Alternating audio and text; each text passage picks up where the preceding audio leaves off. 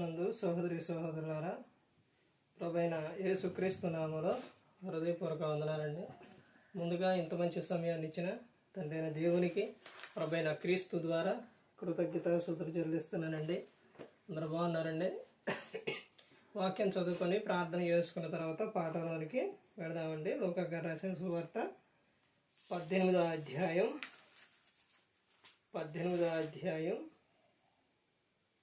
14వ వచనం. అతనికంటే ఇతడు నీతిమంతుడిగా తీర్చబడి తన ఇంటికి వెళ్ళినని మీతో చెప్పుచున్నాను. తన్ను తాను హెచ్చించుకునేవాడు తగ్గింపబడినయు, తన్ను తాను తగ్గించుకునేవాడు హెచ్చింపబడినయు చెప్పాను. ప్రార్థన చేసుకున్నాను. పరలోకమందున్న మా తండ్రి, పరిశుద్ర ప్రేమగల తండ్రి, గొప్ప తండ్రి, యెహోవా తండ్రి, మీ ప్రియకుమారుడు యేసుక్రీస్తు ప్రభువారి ద్వారా కృతజ్ఞతాస్తుతులు చెల్లిస్తున్నాము. ఆయన కూడికంతట్లో మీరు నడిపించండి. వాక్యం బోధించుండగా తండ్రి, లోక సంబంధమైన జ్ఞానంతో కాకుండా మీ జ్ఞానంతో మాట్లాడే భాగ్యం దయచేస్తారని మా ప్రభువైన యేసుక్రీస్తు నామమున వేడుకుంటున్నాం తండ్రి, ఆమేన్. ప్రభువైన యేసుక్రీస్తు నామములో హృదయపూర్వక వందనాలండి. దేవుని కుమారుడు యేసుక్రీస్తు ప్రభువారు ఈ లోకానికి వచ్చిన తర్వాత పరలోక రాజ్యం సమీపిస్తుంది కనుక మారు మనసు పొందమని ప్రకటింప మొదలుపెట్టారు. అంశం పాఠం పేరు ఏంటంటే గర్వం. పాఠం పేరేంటి? గర్వం. ఈ గర్వం అనేది ఎక్కడ ఉంటుందని అంటే మనుషుల్లో ఉంటుంది. ఈ మనిషిలో ఉన్న ఈ గర్వం మనిషి పతనానికి దారి తీస్తుంది. ఇవి ఎవరు చెప్పాలి అని అంటే మనుషులు చెప్పకూడదు, గ్రంథం చెప్పాలి. ఈ గర్వం వలన ఏం జరుగుతుంది? మనుషులు అసలు ఎలాంటి వారు? చేసిన మేలు మరిచి పోయేవారు. నువ్వు ఈ రోజున ఒక మనిషికి సహాయం చేయి. ఆ తర్వాత ఆ సహాయం అనేది ఆ మనిషి ఒకరోజు గుర్తుపెట్టుకుంటాడో, రెండో రోజు గుర్తుపెట్టుకుంటాడో, మూడో రోజు మర్చిపోతాడు. ఆ తర్వాత కాలంలోని ఇక ఆ సహాయం మర్చిపోతారు. ఆ తర్వాత పూర్తిగా మనిషిని ఏం చేస్తారు? మర్చిపోతారు. ఇలా మనిషి స్వభావం అనేది అలాంటిది. కానీ దేవుడు మాత్రం ఒక మనిషిని మర్చిపోడు. ఇక్కడ బైబిల్ గ్రంథంలోని గర్వం గురించి ఏమనుంది? బైబిల్ గ్రంథం ఏం చెబుతుంది? యేసుక్రీస్తు ప్రభువారు ఇక్కడ చెబుతున్న సందర్భంలోని తన్ను తాను హెచ్చించుకున్నవాడు తగ్గింపబడిననియు, తన్ను తాను తగ్గించుకున్నవాడు హెచ్చింపబడిననియు చెబుతున్నారు. అయితే గర్వం గురించి బైబిల్ గ్రంథం ఏం చెబుతుందో కొన్ని విషయాలు చూస్తే యోబు గ్రంథం 36వ అధ్యాయం 9వ వచనం. అప్పుడు వారు గర్వముగా ప్రవర్తించిరని ఆయన వారి వారి కార్యములను వారి వారి దోషములను వారికి తెలియజేయును. అప్పుడు వారు ఎలా ప్రవర్తించారంట? గర్వంగా ప్రవర్తించారు. అంటే ఏం జరుగుతుంది గర్వంగా ప్రవర్తిస్తే? గర్వం వలన ఏం జరుగుతుంది? కీర్తన గ్రంథం 17వ కీర్తన 10వ వచనం. వారు తమ హృదయమును కఠినపరుచుకొని ఉన్నారు, వారి నోరు గర్వంగా మాట్లాడు. అంటే హృదయము కఠినమైతేనే ఏమొస్తాయంట? గర్వపు మాటలు వస్తాయి.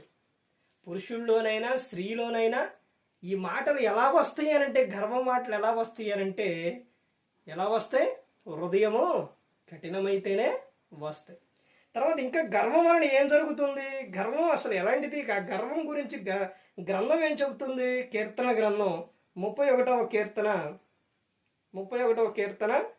23వ వచనం చూడండి. యెహోవా భక్తులారా, మీరందరూ ఆయనను ప్రేమించుడి. యెహోవా విశ్వాసులను కాపాడును. గర్వంగా ప్రవర్తించు వారికి ఆయన గొప్ప ప్రతీకారము చేయును. చూసారండి ఎన్ని అర్థాలు ఉన్నాయి ఇక్కడ? యెహోవా భక్తులారా అని చెబుతూ మీరందరూ ఆయనను ప్రేమించుండి. మనిషి ఏం చేయాలంటే దేవుణ్ణి ఏం చేయాలి? ప్రేమించాలి. మీరు ప్రేమించుడి, యెహోవా విశ్వాసులను కాపాడును. ఆయన ఆయన పట్ల ఆయన ఆనుకొని ఉన్నప్పుడు ఆయన విడిచిపెట్టరు. దేవుడు ఎవరిని కాపాడతారంట? విశ్వాసులను కాపాడును. మరి గర్వం ఉన్న వారి పరిస్థితి ఏంటి? ఇక్కడే చిన్నే చెబుతున్నారు, గర్వంగా ప్రవర్తించు వారికి ఆయన గొప్ప ప్రతీకారము చేయును. చూశారండి? అంటే అసలు ఆయన పైన చెబుతున్న విషయం చూడండి. ఏం చెబుతున్నా? మీరందరూ ఆయనను ప్రేమించుడి, యెహోవా విశ్వాసులను కాపాడును, గర్వంగా ప్రవర్తించు వారికి గొప్ప కార్యము జరుగుతుందంట. ఈ గర్వం వలన అంటే అసలు గర్వం గురించి ఇంకా చూడండి ఏం జరుగుతుందో చూడండి. సామెతల గ్రంథం 8వ అధ్యాయం, సామెతల గ్రంథం 8వ అధ్యాయం. ఇప్పుడు దేవుడు ఇక్కడ కాపాడుతానన్నారు కదా, అంటే గర్వంగా ప్రవర్తించే వారికి ఆయన గొప్ప కార్యం చేస్తానన్నారు కదా. అసలు ఈ గర్వం చూడండి, గర్వం గురించి దేవుడు ఏం చెబుతున్నారు ఈ గ్రంథంలో ఏమనుందో? సామెతల 8వ అధ్యాయం 13వ వచనం, యెహోవా యందు భయభక్తులు కలిగి ఉండుట చెడుతనమును అసహించుకునుటయే, గర్వము, అహంకారము, దుర్మార్గత, కుటిలమైన మాటలు నాకు అసహ్యములు. చూశారండి? ఇక ఇక్కడ నుంచి మొదలయ్యింది, ఇక మనిషి పతనం మొదలైపోయింది. దేవుడు చెబుతున్నారు కదా, ఇదిగో అసలు నీలో గర్వం అనేది ఉంటే అవి నాకు అసహ్యం అని చెబుతున్నారు. యెహోవా యందు భయభక్తులు కలిగి ఉండాలి, కానీ గర్వం ఉంటే అది నాకు అసహ్యం అని చెబుతున్నారు. తర్వాత ఇంకా చూస్తే 16వ అధ్యాయం చూడండి, 16వ అధ్యాయం 18వ వచనంలో చెబుతున్నారు కదా.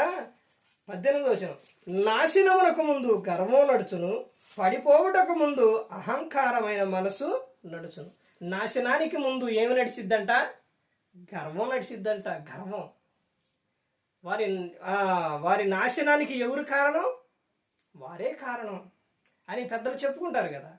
అదే విషయం బైబిల్ గ్రంథం చెబుతుంది. నాశనమునకు ముందు గర్వం నడుచును, పడిపోవుటకు ముందు అహంకారమైన మనసు ఏం చెబుతున్నారు? మనసు నడుచును. తర్వాత ఇంకా చూడండి ఏం చెబుతున్నారో. చివరికి ఇంకొక విషయం చూసి ముగించుకుందాం. గర్వం గురించి ఏమని చెబుతున్నారంటే 29వ అధ్యాయం, సామెతలు 29వ అధ్యాయం 23వ వచనం చూడండి. ఎవని గర్వం వాని తగ్గించును, వినయ మనస్కుడు ఘనత నొందును. ఎవని గర్వం వాడిని ఏం చేస్తుందంట? తగ్గిస్తుందంట. ఒక వ్యక్తిని ఏమి చేసే పని లేదండి. అర్థమవుతుందండి? ఒక వ్యక్తిని ఏం చేసే పని లేదు. మనిషి ఆ మనిషే ఎవరికి వారే ఏం చేసుకుంటారంట? ఏం చేసుకుంటారు? నాశనం చేసుకుంటారు. అదే చెప్తున్నారు ఇక్కడ. ఏమని? ఎవని గర్వం వాణ్ణి తగ్గించును. ఎవరో నిన్ను ఏదో చేసే పని లేదు, నీ గర్వం నిన్నే ఏం చేస్తుంది? అణిచేస్తుంది. కింద ఏమని చెప్తున్నారు చూడండి. వినయ మనస్కుడు, వినయం కలిగిన ఆయన. దేవునికి కావలసిన వాళ్ళు ఎవరనంటే వినయం కలిగిన వారు. దేవుడు ఎవరి యొద్ద నివాసం చేస్తారు? ఎవరి దగ్గర చేస్తారండి నివాసం? తెలుసండి? ఎప్పుడైనా చదివారా? ఎవరి దగ్గర నివాసం చేస్తారు దేవుడు? చూడండి, మరలా ఇంకొక విషయం చూసి ముగించుకుందాం. చూడండి, యెషయా గ్రంథం 27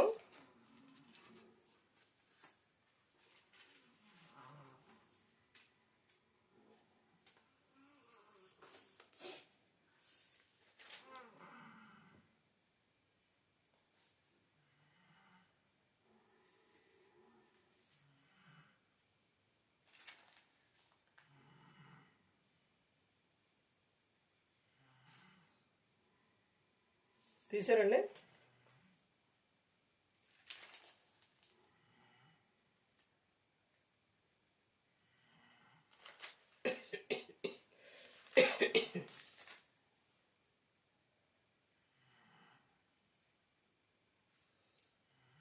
యెషయా గ్రంథం 57వ అధ్యాయం 15వ వచనం. యెషయా గ్రంథం 57వ అధ్యాయం 15వ వచనం. దేవుడు ఎవరి దగ్గర నివసిస్తారో చెబుతున్నారు.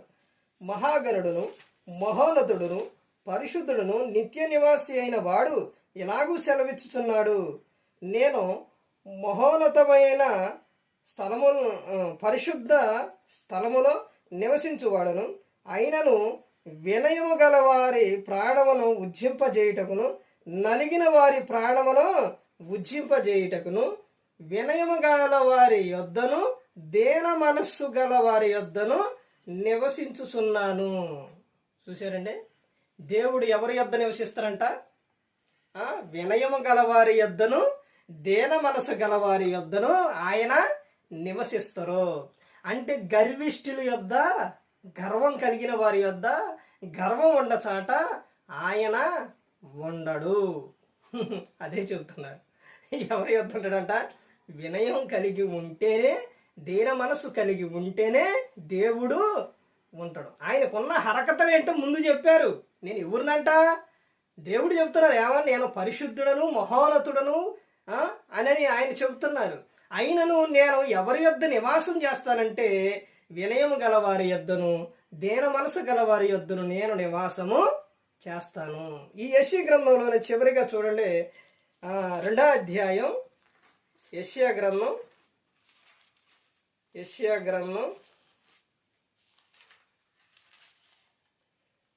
అధ్యాయం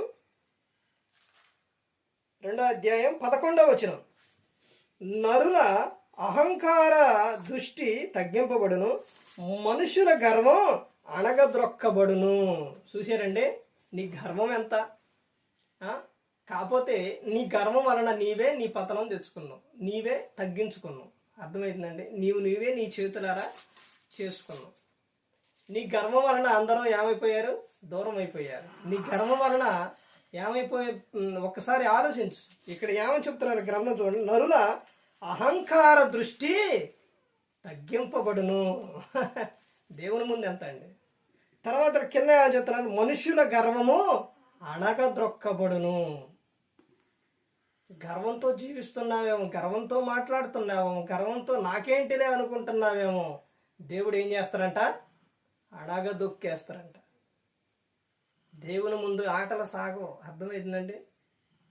దేవుడు ఎవరు అనుకున్నారు? సర్వశక్తిమంతుడు ఆయన. నరుడు ఏపాటివాడండి.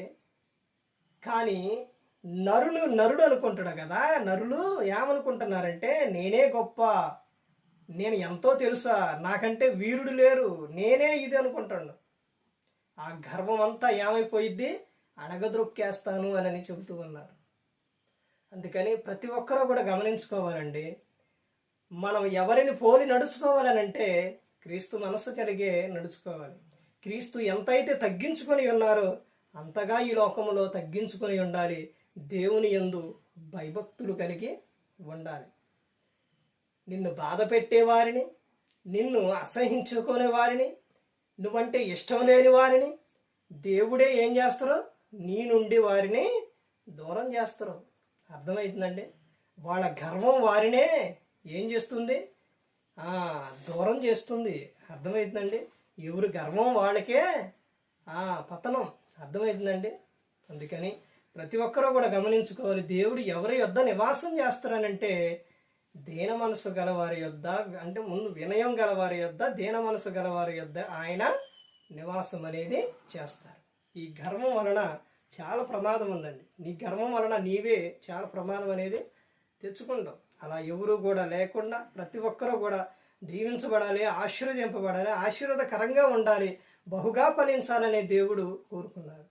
నువ్వు అన్ని విషయాలు ఈ నూతన సంవత్సరంలో నువ్వు నీలో ఉన్న గర్వాన్ని తీసేసి గర్వంగా మాట్లాడటం, గర్వంగా అన్ని ఆ గర్వపు పనులు, గర్వంగా ఒక వ్యక్తిని చూస్తే గర్వంగా చూడడం, మాట్లాడటం, ఇవన్నీ తీసేసి ఈ నూతన సంవత్సరంలో నీవు వినయ మనసు కలిగి, దేన మనసు కలిగి నువ్వు జీవించినప్పుడు దేవుడు నీ యొద్ద నివాసం చేస్తారో నీవు, నీ కుటుంబం దీవించబడుతుంది, ఆశీర్వదింపబడుతుంది, మీరు బహుగా ఫలిస్తారు.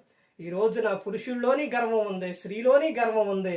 అదే గర్వాన్ని వీళ్ళు ప్రవర్తించే ప్రవర్తనను బట్టి, వీళ్ళు ఉండే విధానాన్ని బట్టి ఆ పిల్లలు కూడా అలాగే మాట్లాడటం, అలాగే ప్రవర్తించడం అనేది జరుగుతుంది.